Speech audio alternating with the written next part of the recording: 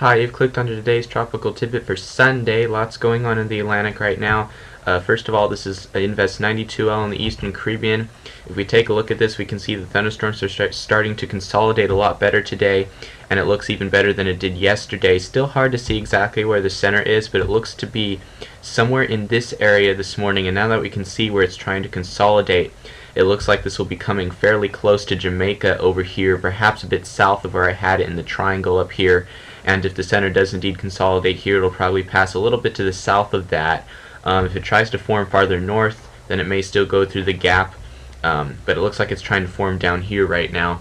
And this is going to be continuing across the Caribbean, probably coming, running into the Yucatan, and then getting into the western Gulf of Mexico. And this is something that northern Mexico and southern Texas will have to be watching for in a few days. This will be a gradual developer, but water in here is very, very hot, and so there could be potential for some nasty intensification from this if upper level conditions allow.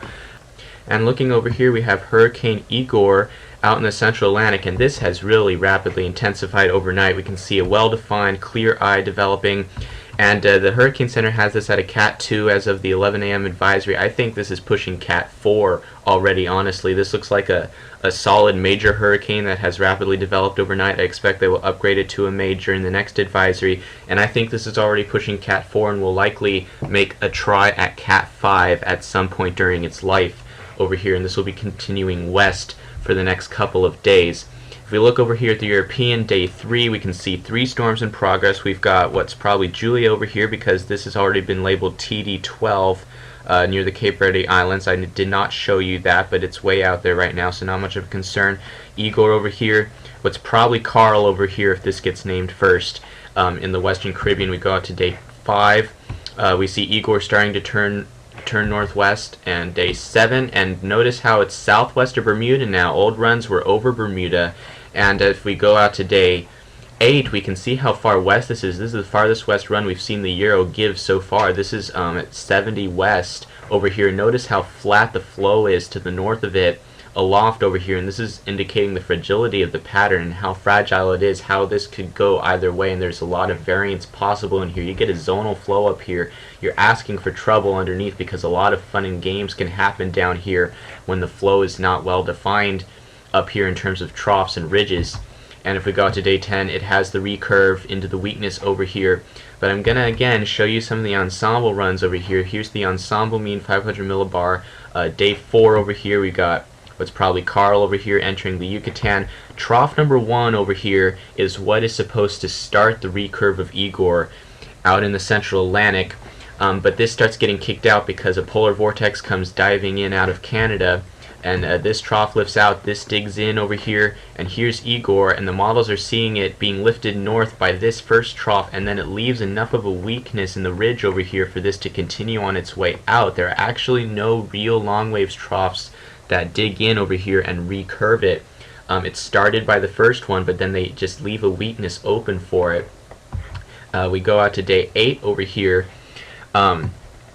We notice Igor is somewhere in this area. Now there's something very important to look at over here, is if we notice where Carl is over here in the Bay of Campeche. I forgot to show you on the operational run. If we go over here, notice how he comes straight west across the Yucatan, but then watch what happens when we go from day 5 to day 7. He starts moving more northwest over here, and some of the ensemble members actually have this moving into southern Texas. Now if you have a storm fading northwest like this, this is a massive clue to Igor's track, and it might not seem like it, but this is a big clue, because if we have a storm that's coming northwest instead. Remember, we had the European even forecasting some southwest movement of this storm in the Bay of Campeche at one point. That was indicating a very strong ridge over the central United States and Texas, and that would imply more of a trough here, which would take Igor right out.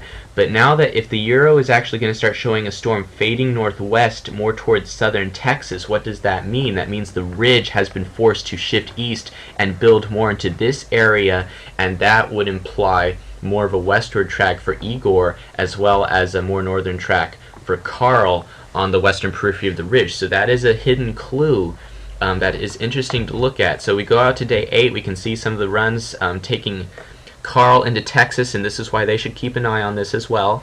And you can see that the operational run takes the polar vortex out here, keeps enough of weakness in here to recurve the storm. But it is interesting to see that if we go to the day 10 surface sea level pressure ensembles here, we can see that there's some runs that do have it up near Newfoundland, just like the operational run, but look at how many runs have it within striking distance of the eastern seaboard over here. We've got even one wild run has it over western Cuba, and we've got many that could possibly threaten the southeastern U.S. coast over here in 10 days, and there's major disagreement amongst the ensemble members on this. More of them actually take it south than north, and this is an interesting situation depicted by the European, where most of its ensembles disagree with its operational run and put this as a threat to the United States coastline. And now we're going to look at another what-if model. Again, the Japanese is going to be our model day for the what-if, and this is day 4, 500 millibar. We notice polar vortex starting to come down out of Canada. Trough number 1, Igor's somewhere over here. Now, what if this trough gets lifted out fast enough and Igor is left farther to the south? Remember, this is diving down over here out of Canada, which is going to kick this out and build the heights over here. So this trough is leaving rather fast. We go out to day 6, and this starts digging in over here. The trough leaves.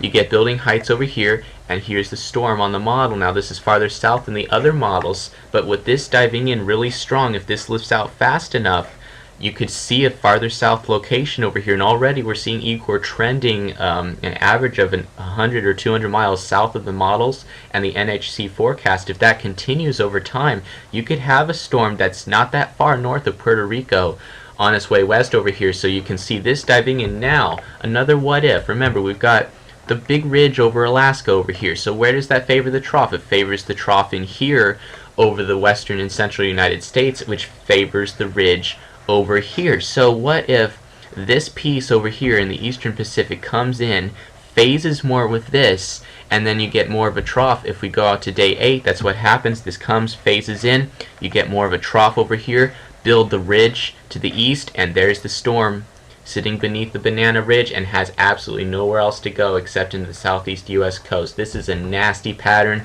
for a strong major Cape Verde storm coming right into the United States coastline, and you can see the polar vortex still sitting up over Canada, blocking over Alaska, supports the trough here, supports the ridge here, and the storm doesn't have a chance to escape.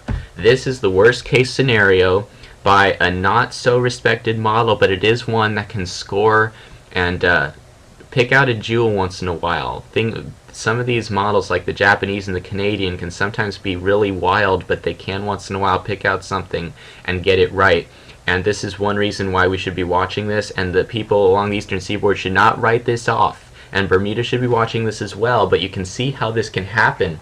The pattern could support such a thing occurring, and I still think it's a torn deal. It's not a call that can really be made yet, because there's certain pattern indicators that favor more troughing here and a recurve out, and there are certain pattern indicators such as this over Alaska that favor more of a ridge here and a storm coming underneath. So it's a bit of a conflict, but you can see that, and you can see the models are torn with each other just by looking at the ensemble members showing a storm anywhere from Cuba to Newfoundland over here. It's pretty wild stuff. So we should be keeping an eye on this and not letting our guard down, because I've been voicing the concern that one of these may make it all the way across, and we'll have to see. Igor's going to be quite a beast, as his name implies. So that's it for today. Thanks for watching.